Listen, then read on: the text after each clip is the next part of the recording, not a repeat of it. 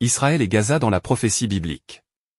Si vous êtes surpris qu'une église chrétienne ou qu'un pasteur aborde ce sujet, nous estimons que c'est notre responsabilité et devoir de le faire, parce que nous avons une source de renseignements et d'informations unique et infaillible, la Bible est le seul livre religieux au monde dont il y a un tiers de la Bible qui est prophétique, qui annonce depuis des millénaires des événements et qui est parfait dans l'accomplissement de tout ce qu'elle annonce. Des récits de la Bible qui est prophétique écrits sur une période de temps couvrant des millénaires, mais encore plus spécifiquement notre époque moderne.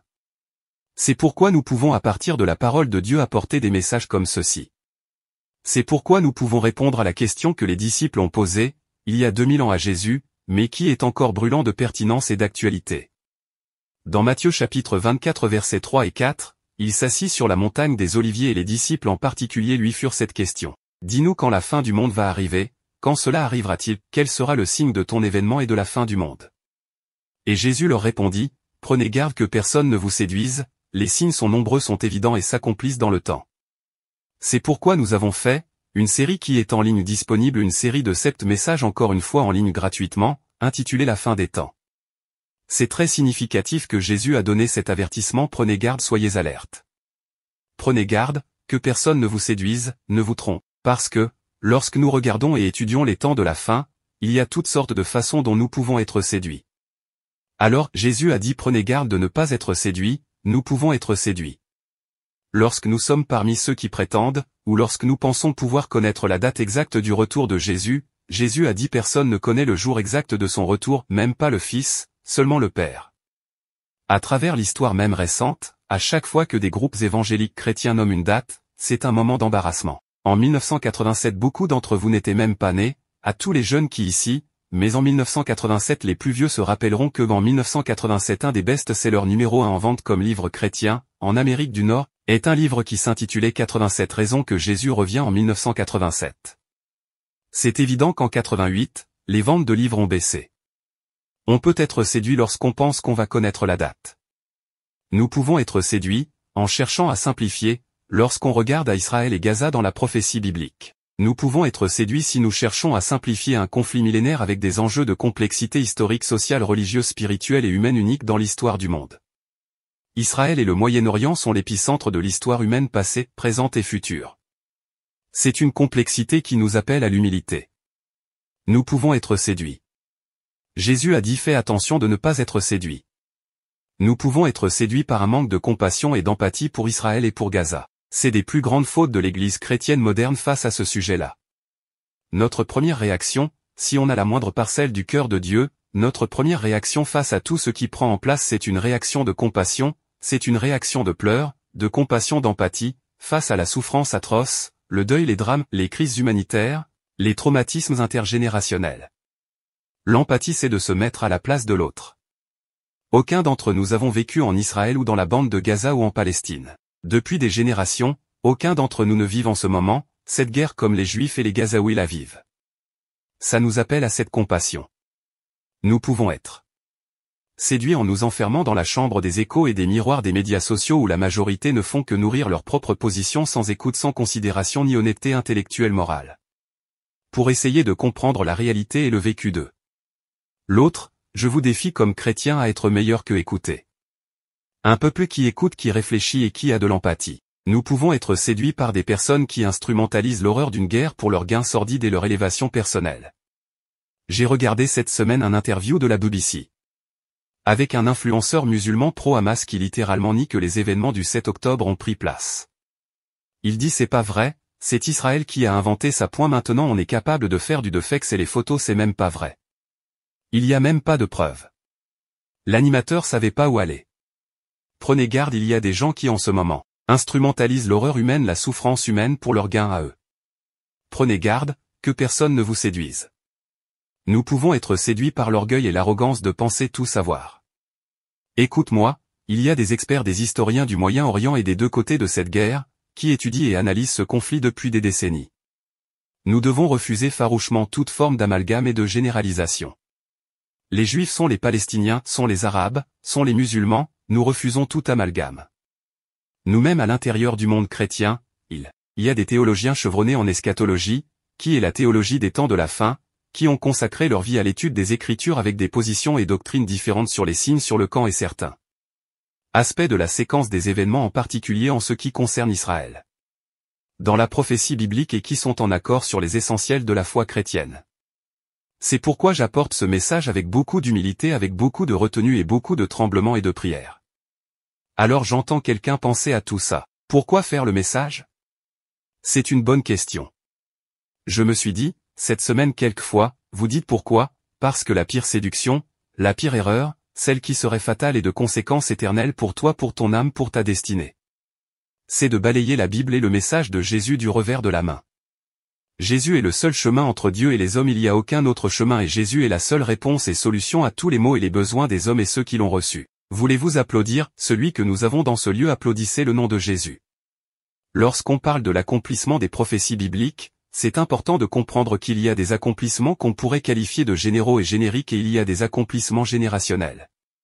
Lorsque Jésus, dans les évangiles de Matthieu 24, Marc 13, Luc 21 répond aux questions des disciples sur les temps de la fin, il liste des signes dont certains sont génériques, sont présents. Tout au long de l'histoire des guerres et des bruits de guerre, nation contre nation, famine, tremblement de terre, persécution et mise à mort de chrétiens qui prend encore place partout à travers le monde à chaque jour. Ces choses-là ont toujours été là dans l'histoire. Les gens disent ceci pour dire les temps de la fin. Ces choses ont toujours été là, mais il y a une accélération de l'accomplissement prophétique jusqu'à une génération de la fin dans Matthieu 24. Après avoir donné toute la liste, Jésus dira, « Je vous le dis en vérité, cette génération, vous voulez dire, il y en a une génération qui ne passera pas que tout cela arrive, c'est une loi fondamentale de l'eschatologie. » Jésus a dit que les signes s'accompliront comme les douleurs de l'enfantement d'une femme qui donne naissance. Les douleurs qui augmentent en intensité et en fréquence en rapprochement, les contractions de plus en plus fortes et les contractions de plus en plus rapprochées, c'est ainsi que les signes des temps s'accomplissent. Et dans le langage biblique, une génération se mesure approximativement à une période de 70 à 80 ans. Il y a les plus vieux que cela aujourd'hui, mais dans le langage biblique, Psaume 90 nous dit, « Seigneur, tu as été pour nous un refuge de génération en génération, les jours de nos années s'élèvent à 70 ans et pour les plus robustes 80 et l'orgueil qu'ils en tirent n'est qu'une peine et misère, car ils passent vite et nous nous envolons, en enseigne-nous donc à bien compter nos jours, afin que nous appliquions notre cœur à connaître ta sagesse. » La première chose si importante ici, combien sont reconnaissants et peuvent témoigner que notre Dieu a été, il est et il sera notre refuge de génération en génération.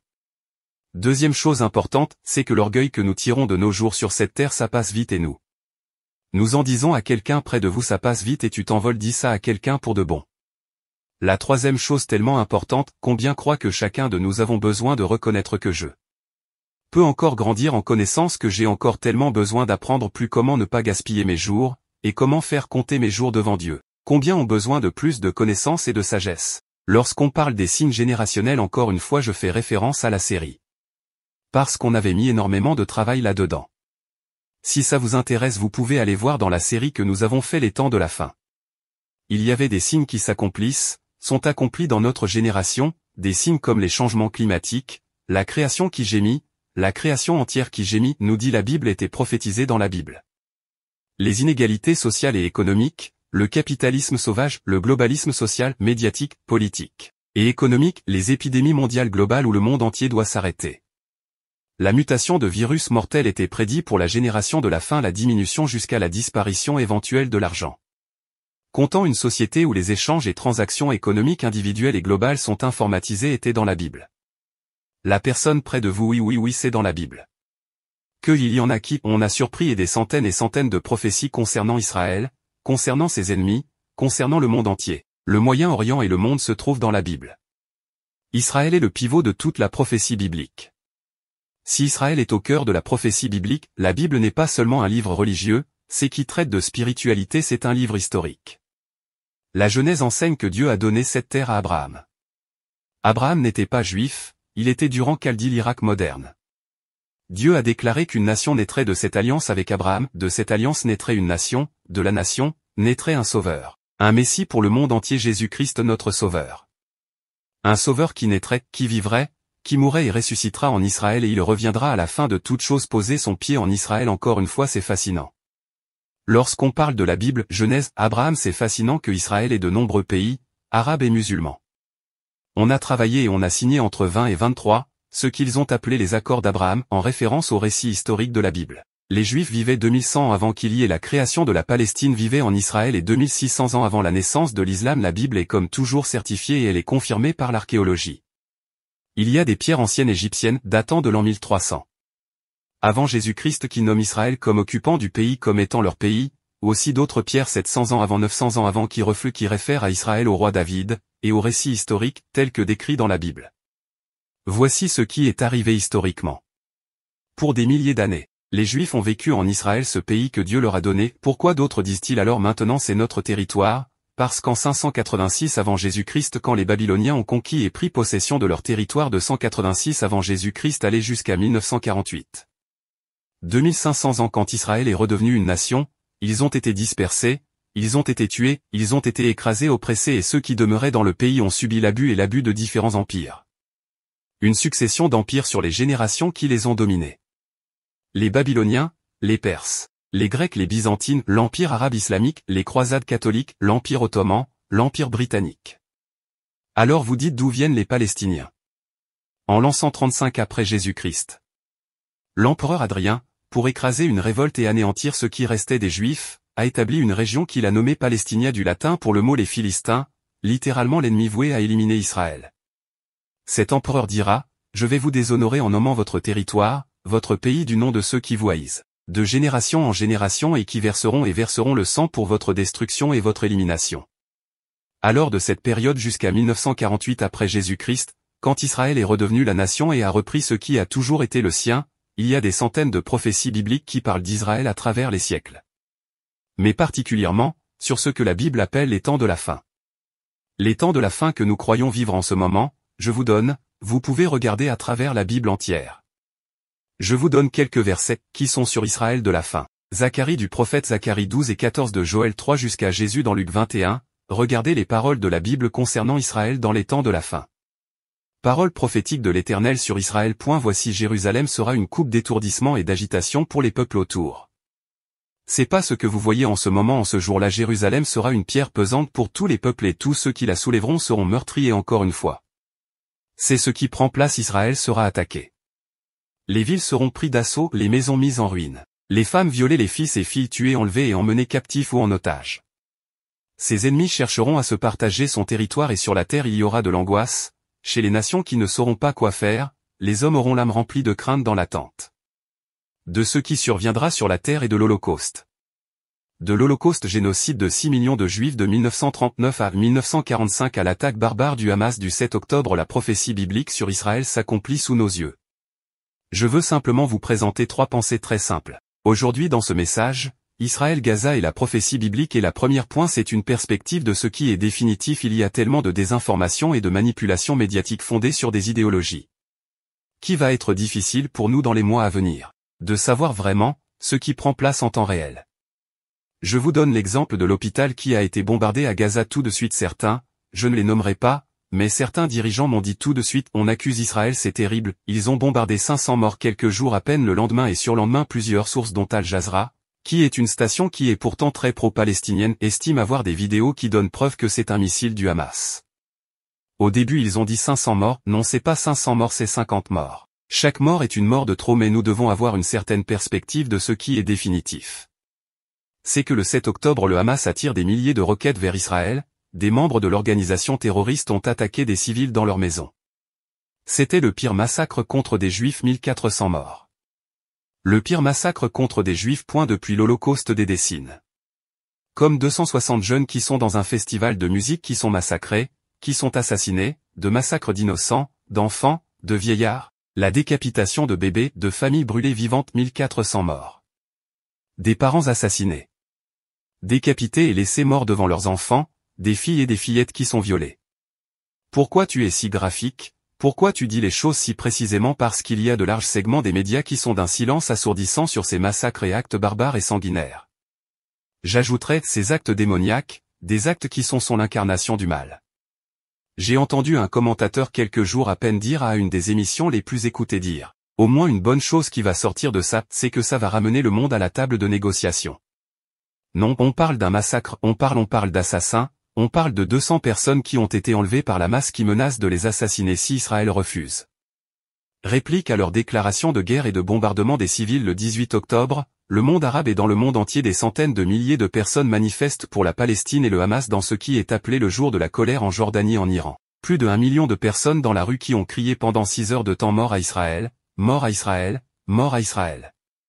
Ce qui est définitif, c'est que le Hamas est une organisation terroriste composée d'islamistes radicaux sunnites. Le nom Hamas c'est un acronyme en arabe pour mouvement de résistance islamique, mais le mot veut aussi dire force et en hébreu c'est intéressant parce que le mot en hébreu Hamas veut dire violent. Comme dans le texte de la Genèse où la terre était remplie de Hamas était remplie de violence. Hamas n'a qu'une seule mission et raison d'être, c'est de tuer des Juifs et de faire disparaître Israël. C'est pas moi qui le dis, c'est leur propre charte qui énonce clairement. Vous allez voir sur internet, c'est du domaine public, voir sur le site de l'ONU l'Alliance du Hamas 1988. Voici ce qui est annoncé au monde Israël, le premier paragraphe. Israël va exister et continue d'exister. Le jour du jugement de la fin ne viendra pas avant que les musulmans aient combattu et tué le peuple juif. Attention, ce n'est pas la position et la pensée de tout le monde arabe ou de musulmans, par millions du monde entier, mais c'est cependant l'objectif clair et déclaré du Hamas et des millions qui les appuient et parmi eux des organisations encore plus terroristes, encore plus puissantes que comme le Hezbollah, qui est le Hamas. Ils sont prêts à tuer et anéantir quiconque essaie de les empêcher et non seulement tuer des Juifs, tuer des Arabes aussi, tuer leur propre peuple, tuer des musulmans dans la bande de Gaza, c'est une réalité reconnue historiquement, non disputée dans notre époque moderne, que le Hamas, depuis des décennies, se sert de leur propre peuple comme des boucliers humains. Les missiles des endroits de torture, d'otages, des quartiers généraux, des usines de fabrication d'armes de destruction sont sous les bâtiments civils, dans des hôpitaux nichés, dans des écoles, dans des marchés publics, des mosquées et divers centres culturels, des immeubles d'appartements des quartiers populaires. Si Israël ne se défend pas, ils vont être éliminés. S'ils attaquent, ils touchent des civils, c'est l'intention du Hamas, et là le monde se révolte contre Israël. C'est d'une grande complexité, parce qu'en plus de ça, il y a des centaines et centaines de milliers de Palestiniens en Palestine, à Gaza et les autres villes qui sont complices et activement pro-Hamas. Sur une population de 2,4 millions. Nous nous réjouissons aujourd'hui ensemble du corridor d'accès humanitaire qui a été ouvert hier, c'est la réponse à nos prières et eau dont nous envoyons également l'eau potable, les soins médicaux, la nourriture, de tout ce qui va être amené, de plus en plus de couloirs qui s'ouvrent. Mais des organisations terroristes comme le Hamas, qui est contrôlé, financé et armé par l'Iran, ne veulent absolument pas la paix. Ils veulent détruire Israël. Le Hamas a même forcé des centaines de milliers de Palestiniens à rester à Gaza alors que Israël avertit qu'ils vont entrer pour essayer de vaincre la Hamas qui leur a déclaré la guerre, avec les pires actes de cruauté et de barbarie de l'histoire d'Israël depuis 1948. Sans aucune provocation, alors que c'était une période dans les dernières années de beaucoup de négociations et d'espoir de rapprochement. Depuis les fondements du Hamas et du Hezbollah, ils utilisent la violence et la terreur pour empêcher les accords de paix. En 1993, l'accord de Oslo, ça a été célébré dans le monde entier, un accord de progrès pour la paix entre les autorités palestiniennes et le gouvernement d'Israël. Hamas a combattu les autorités, renversé les autorités palestiniennes et tout de suite, pendant les discussions des accords de Oslo, des attaques, des bombardements suicides, des kidnappings, des assassinats des civils qui ont été kidnappés pour faire achoper des accords. Ils ont réussi. En 2006, le Hamas a pris le contrôle du territoire palestinien et utilise les fonds du support international par milliards pour bâtir leurs armements et pour construire des kilomètres souterrains pour pouvoir mieux attaquer, pour pouvoir mieux résister, pour pouvoir mieux terroriser. En 2020 à 2023. J'ai mentionné plus tôt, les deux parties ont travaillé à ce qui a été appelé les accords d'Abraham. Il y avait une ouverture sans précédent avec des accords commerciaux et économiques entre Israël et de nombreuses nations arabes et musulmanes. Israël qui était ensemble avec des centaines d'articles sérieux mentionnant la possibilité grandissante de ce qui avait été présenté aux Nations Unies comme étant la possibilité d'un nouveau Moyen-Orient, avec plus de paix, plus de prospérité, plus de sécurité, mais le Hamas et le Hezbollah dit non, et l'Iran dit non. Jamais ils ont préparé et attaqué et ont fait exploser le monde. Avec un acte, une déclaration de guerre. Maintenant laisse-moi vous dire ceci, nous n'appuyons pas tout ce que Israël a fait dans le passé ou Israël va faire. Israël n'est pas une nation sauvée et c'est pas un peuple d'anges, loin de là, non pas tout ce que Israël a fait dans le passé. Il n'y a pas de gagnant dans la guerre, seulement des pertes dans la guerre, les innocents et la vérité sont souvent les premières victimes. Mais si vous regardez au plus récent conflit historique, les Alliés ont loin d'avoir été parfaits dans la guerre contre le nazi. Contre les nazis, mais ça devait prendre place. Israël a été attaqué et doit se défendre s'il veut survivre, et nous pleurons et nous prions et nous portons ce fardeau. Nous prions pour la paix non seulement d'Israël, mais nous prions et nous portons à chaque habitant de la Palestine. Comme chrétiens et comme citoyens du monde, nous avons une source de compréhension, de connaissance, de perspective et j'oserais dire d'espoir et de paix ultime et de confiance pour l'avenir. Parce que nous croyons que Dieu est en contrôle du calendrier historique. Il est l'alpha, il est l'oméga. Il tient tout entre ses mains et c'est là que les prophéties deviennent tellement extraordinaires. Regarde ensemble la perspective de ce qui est définitif mais une parole prophétique à découvrir 5 accomplissements prophétiques générationnels de notre génération qui s'accomplissent sous nos yeux. Le premier est en 1948 l'accomplissement numéro 1 Israël naît. Une deuxième fois Ésaïe 11 et 12 dans ce même temps le Seigneur étendra une seconde fois la main pour racheter le reste de son peuple dispersé dans une série de pays qui sont nommés et dans les îles de la mer. Il élèvera une bannière pour les nations, rassemblera les exilés d'Israël et il recueillera les dispersés de Juda des 4 extrémités de la terre. C'est arrivé dans notre génération, c'est arrive. Dans notre génération c'est le premier grand accomplissement prophétique Israël naît.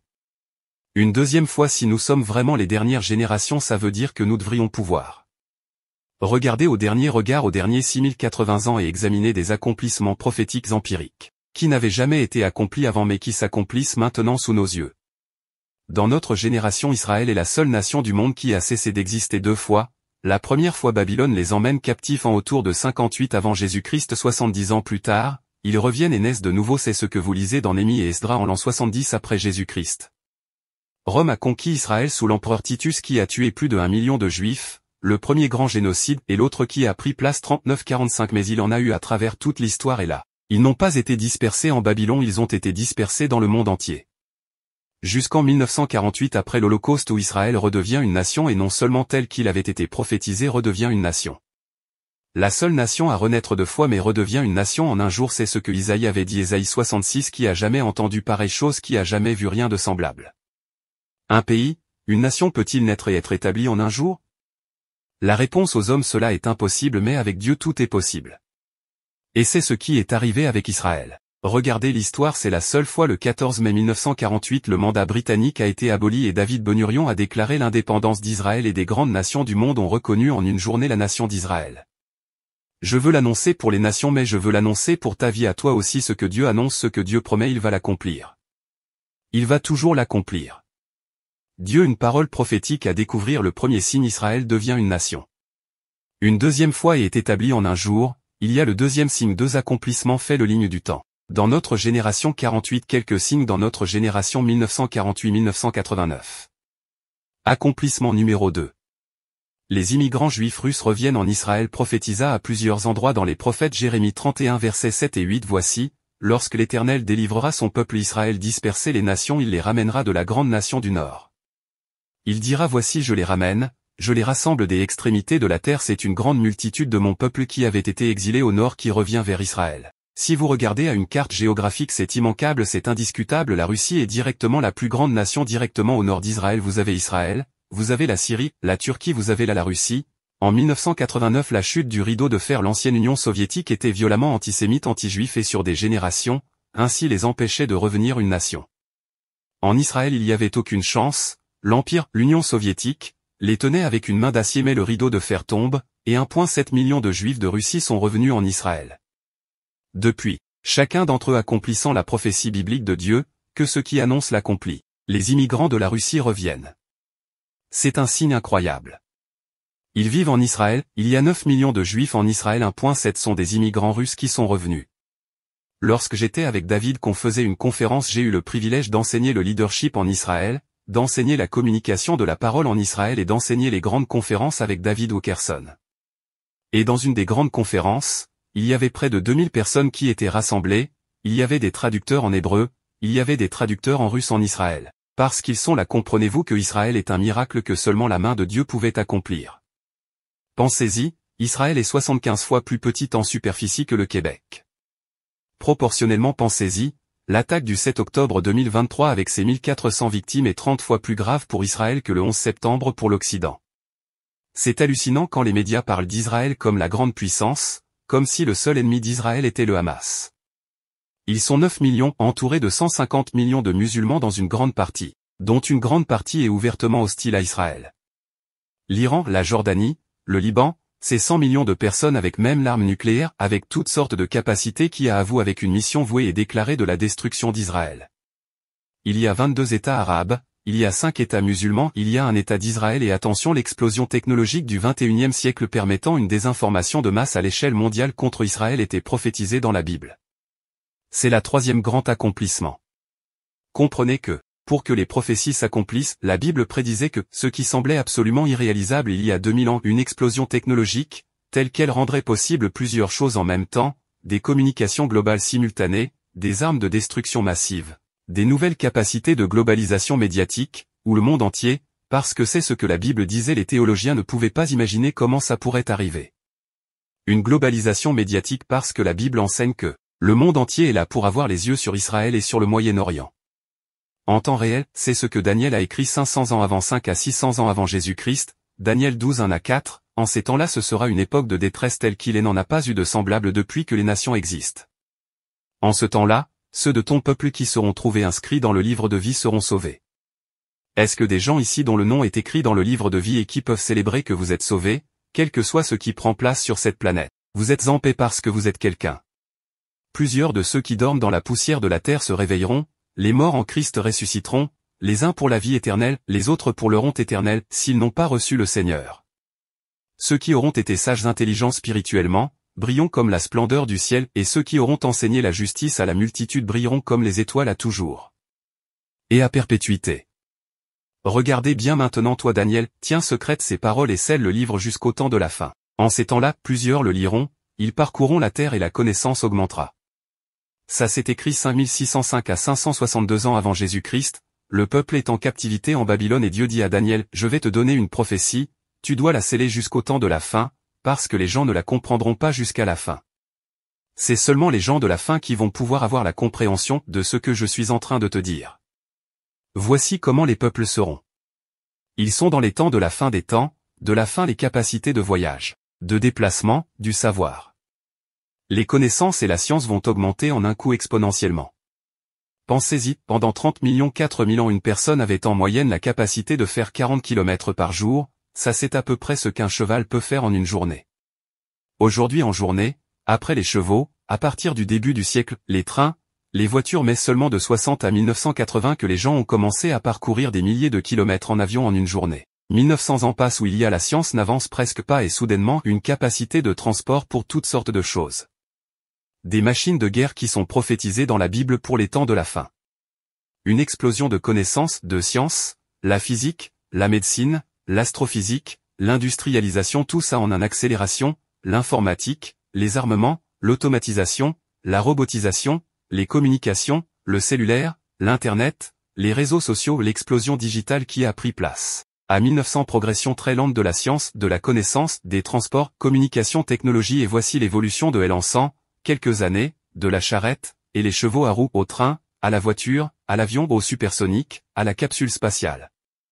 De Jules César au roi Arthur à Henry Ford à Elon Musk du pigeon voyageur au messager, à la poste à la radio, à l'imprimerie, au téléphone et au cellulaire, à l'internet, aux réseaux sociaux, à l'intelligence artificielle, du poignard à l'épée, au mousquet au pistolet, au fusil répétition, au canon, à la mitrailleuse au tank, au char d'assaut, au napalm. À la bombe atomique, au nucléaire, aux armes de destruction massive, à la robotisation militaire et à la guerre bactériologique.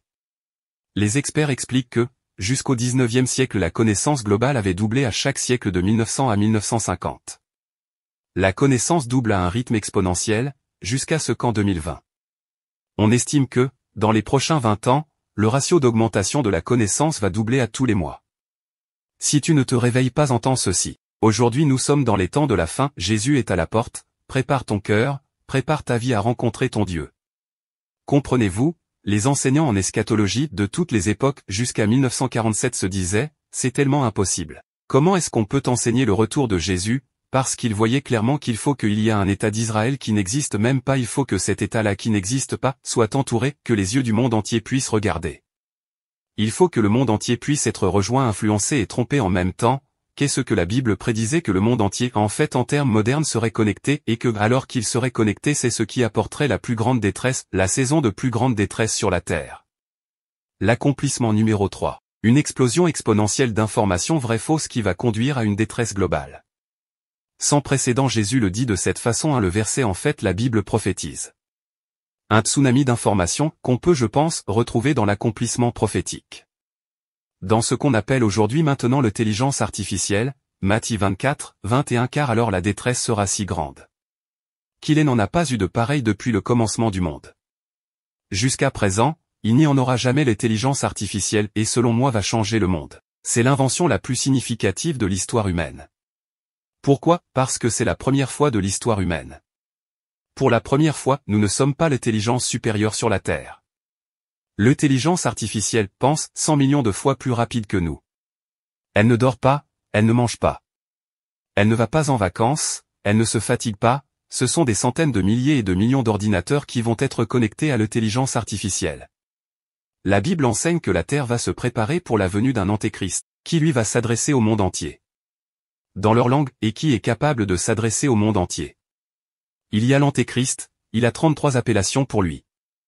Dans l'Ancien Testament, il y en a 13 dans le Nouveau Testament, mais une des choses que la Bible souligne, je vais lire le verset dans un instant, c'est qu'une des choses qui va le marquer, l'antéchrist, c'est qu'il va être capable de diffuser la fausseté, le mensonge, la désinformation pour tromper les nations entières jusqu'à leur destruction. 2 Thessaloniciens 2 nous dit ceci: pour que l'avènement de notre Seigneur Jésus, notre réunion avec lui arrive, il faut que paraisse l'homme de péché. C'est des différents titres pour l'antéchrist, le fils de la perdition, l'adversaire qui s'élève au-dessus de tout. Ce qu'on appelle Dieu, son apparition se fera par la puissance de Satan avec toutes sortes de pouvoirs, de signes et de prodiges mensongers. Satan est menteur depuis le commencement, le père du mensonge et avec toutes les séductions du mal. Pour ceux qui périssent parce qu'ils n'ont pas accepté et reçu l'amour de la vérité pour être sauvés. Lorsque les interprètes bibliques regardaient à cette période que Jésus décrit comme la plus grande détresse, certains disaient c'est maintenant la grande tribulation à cause de la possibilité du nucléaire de la planète qui se meurt. Tout ce qui va prendre place avec les changements climatiques, de plus en plus d'interprètes bibliques regardent maintenant à l'intelligence artificielle comme le dernier maillon qui avait besoin, qui était nécessaire pour que la Bible s'accomplisse. Et c'est fascinant pour moi de lire toutes sortes de citations. Le brillant astrophysicien Stephen Hawking a écrit juste avant de mourir en 2018, l'intelligence artificielle va détruire le monde. L'intelligence artificielle parle toutes les langues et rejoint le monde. Ancien Larry Page est le fondateur de Google qui contrôle les 3/4 des ordinateurs d'intelligence artificielle dans le monde. Google n'est pas reconnu pour leur moralité, leur bonté, leur humanisme, leurs droits civils ou leurs préoccupations pour les citoyens du monde. Dans un interview avec le New York Times, Elon Musk donne cet échange qu'il dit de son ancien ami qui est fondateur de Google, Larry veut bâtir une superpuissance intelligence comme une déité digitale. Dans le même interview, LMK explique pourquoi il a signé une pétition avec plus de 1000 des scientifiques les plus réputés du monde en intelligence artificielle, demandant une pause, un ralentissement pour mettre en place des normes pour essayer de contrôler le potentiel destructeur de l'intelligence artificielle. L'interview avec le New York Times de Hélène MK se termine avec ces mots. L'intelligence artificielle donne le pouvoir aux hommes de détruire le monde. Le plus grand danger et la pire menace selon moi du monde moderne est la désinformation massive. Ce qui nous amène au 4e accomplissement que la Bible décrivait. C'était tellement il y a accomplissement prophétique, une explosion de connaissances, un tsunami d'informations. La Bible prédit que depuis les millénaires, dans le monde de la fin ne pourra pas prendre place que lorsqu'une population mondiale peut vivre les mêmes choses, voir les mêmes choses en même temps, être en termes modernes interconnectés. C'est pas possible il a 25 ans, mais des textes comme l'Apocalypse, je donne juste des extraits, c'est rempli de passages comme celui-ci. Apocalypse 11-14 qui dit « Et tous les signes mensongers se manifesteront à la vue de tous les hommes. Des hommes d'entre les peuples, les tribus, les langues, les nations verront ensemble et tous les habitants de la terre admireront ensemble, blasphémeront ensemble et une bouche leur fut donnée pour proférer des paroles arrogantes et des mensonges et des blasphèmes contre Dieu. » Ensemble la désinformation massive va être instrumentalisée par des nations comme la Russie, l'Iran et la Chine, pour manipuler les populations du monde vers la guerre ultime et finale et la préparation de l'arrivée et de l'œuvre de l'Antéchrist. Ils ne respecteront jamais les normes de certaines nations vont essayer d'établir, pour limiter et régir l'intelligence artificielle. Ils ne le font déjà pas. Nous vivons les moments les plus dangereux dans l'histoire de cette planète. Il y a 8 milliards de personnes dans ce monde, 6 milliards de téléphones intelligents. Enlevez les bébés, les enfants, le monde entier est connecté, pour la première fois. Le monde entier est prêt avec le fake et avec l'intelligence artificielle, qui traduit dans toutes les langues fausseté et vérité à la fois. Le monde est prêt pour l'Antéchrist, pour sa séduction. Lui qui va dominer et ultimement provoquer les événements qui amèneront la fin du monde et le retour de Christ. Mais juste avant cela, et c'est la période à laquelle nous sommes. Le 5e signe est celui-ci. Voici le dernier accomplissement et nous le vivons et nous allons le vivre plus intensément. La Bible appelle dernier signe apostasie et l'appel surnaturel de l'esprit. En même temps 2 Thessaloniciens 2, 1-3, pour ce qui concerne l'avènement de notre Seigneur Jésus-Christ et notre réunion avec lui, nous vous prions frères que personne ne vous séduise d'aucune manière. Il faut que l'apostasie soit arrivée auparavant et qu'on a vu paraître l'homme du péché l'antéchrist, le fils de la perdition. L'apostasie c'est des multitudes et multitudes de croyances qui vont de personnes non-croyants, d'une société en masse, qui rejette et renie Dieu et tout ce qui est cher à Dieu, toutes les valeurs, tous les principes de Dieu. L'apostasie c'est des multitudes de croyants qui se refroidissent, s'éteignent et se laissent emporter par les philosophies et les anti-dieux dans lesquels ils baignent. L'apostasie c'est des multitudes d'églises et de mouvements d'églises qui vont trahir et piétiner les commandements de Dieu, les plus fondamentaux. Ils vont devenir desséchés, sans vie, sans puissance, sans témoignage. Nous lisons le même texte, mes frères bien-aimés, nous devons à votre sujet rendre continuellement grâce à Dieu parce que Dieu vous a choisi dès le commencement pour le salut, pour la sanctification de l'esprit et par la foi en la vérité. Le salut, la sanctification de l'esprit et la foi en la vérité c'est à quoi nous sommes appelés, c'est à quoi vous êtes appelés par notre évangile, pour que vous possédiez la gloire de notre Seigneur Jésus-Christ. Notre appel, le salut, la sanctification de l'esprit, la foi et la vérité c'est à quoi nous sommes appelés. En même temps. Dans les temps de la fin. On est dedans l'apostasie.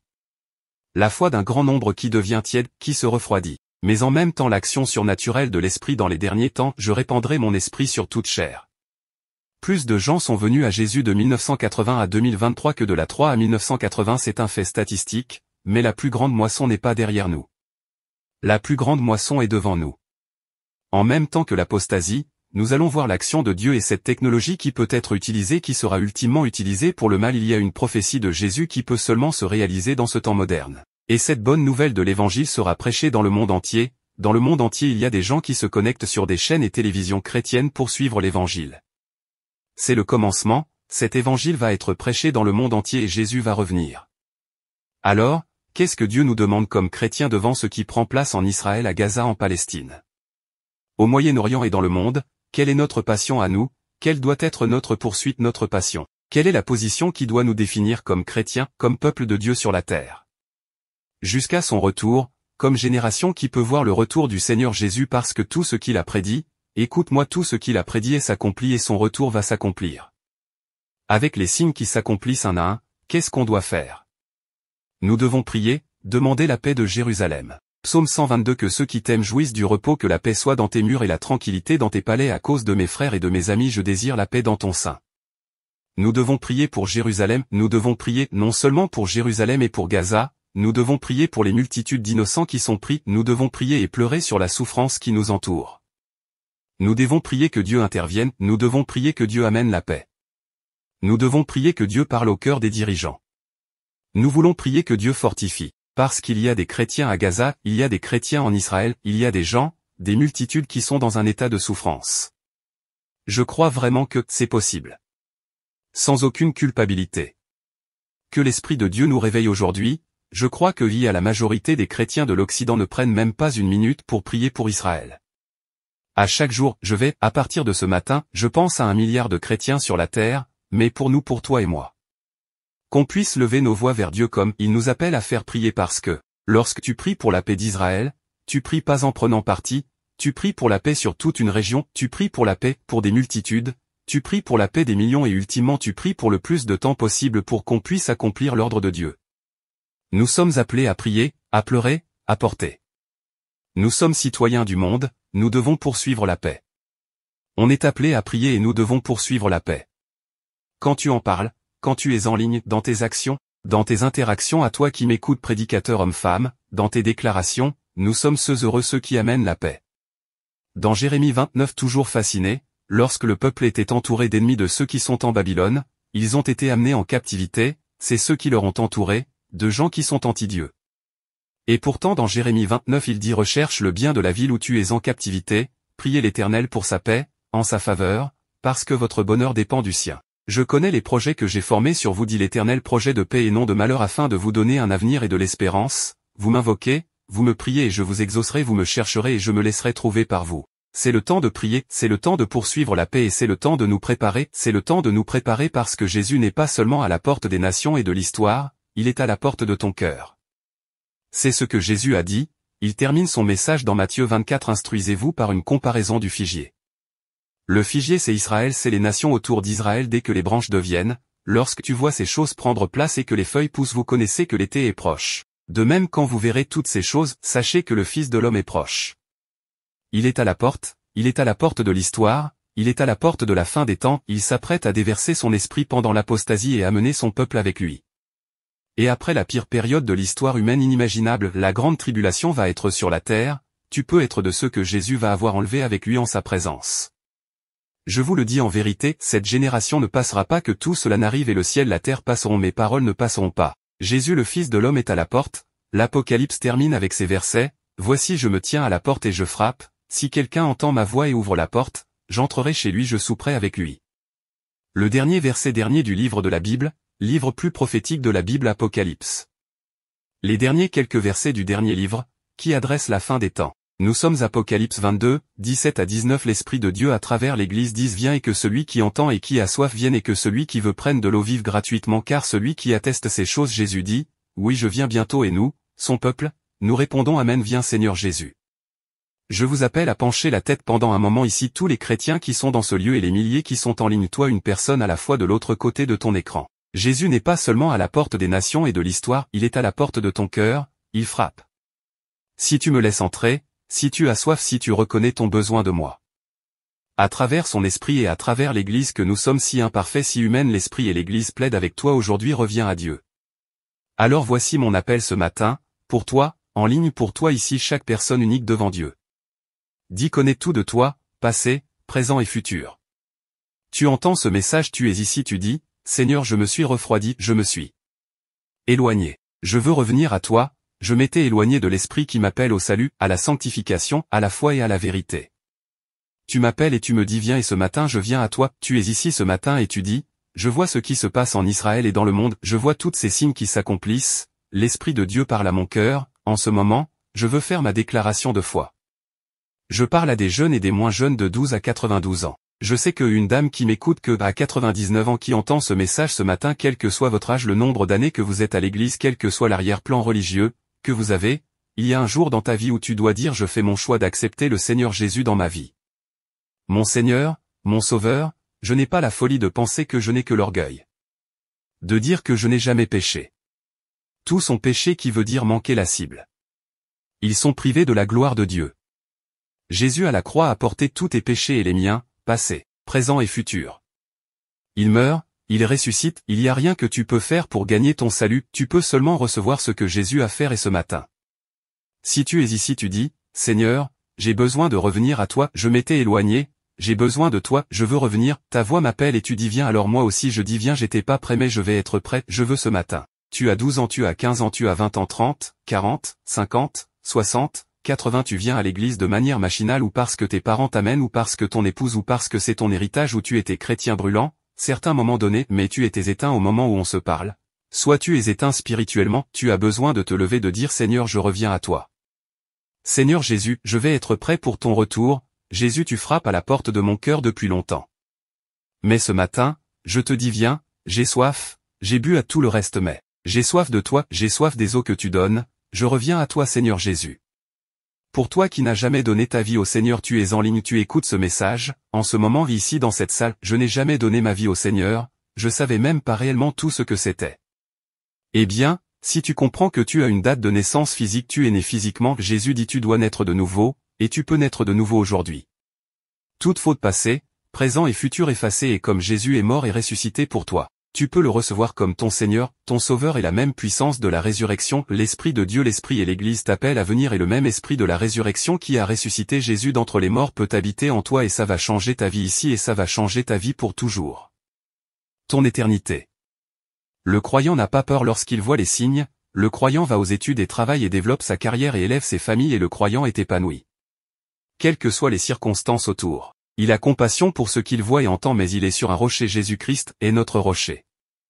Il n'y a aucune crainte parce que nous sommes sur un rocher, celui qui possède tout entre ses mains et qui nous prépare pour être réunis avec lui. Alors voici l'appel ce matin, c'est ton moment ici dans ce lieu et en ligne. Si vous êtes ici, vous dites je veux venir à Jésus, je veux revenir à lui, je m'étais éloigné, mais je reviens pour lui, j'étais chrétien de nom. Mais ce matin c'est ma décision en ce jour, j'abandonne ma vie au Seigneur. Je vais le servir, je veux vivre pour lui. C'est pas le nombre de personnes qui compte, mais c'est ta décision sincère devant Dieu. Prions ensemble en disant, Seigneur Jésus, je viens à toi, je reviens à toi. Je te demande pardon pour toutes mes fautes et tous mes péchés. Je t'accepte comme mon Seigneur mon Sauveur, viens à moi, je reviens à toi, je veux vivre pour toi, je sais que tu es mort pour moi, tu es ressuscité pour moi, et tu vas revenir pour moi, je veux te servir et t'honorer jusqu'à ton retour Seigneur. Maintenant que ton esprit vienne témoigner à chaque personne en ligne et en personne qui sont maintenant enfants de Dieu, il n'y a rien ni personne qui pourra les arracher de ta main et pourra maintenant les séparer de l'amour de Dieu. Alléluia. Et Seigneur, tu dis dans ta parole que s'il y avait une seule personne qui avait répondu à cet appel, le ciel entier éclaterait en louanges et en applaudissements, alors nous nous joignons aux anges du ciel pour acclamer le plus grand de tous les miracles au nom de Jésus-Christ. Amen.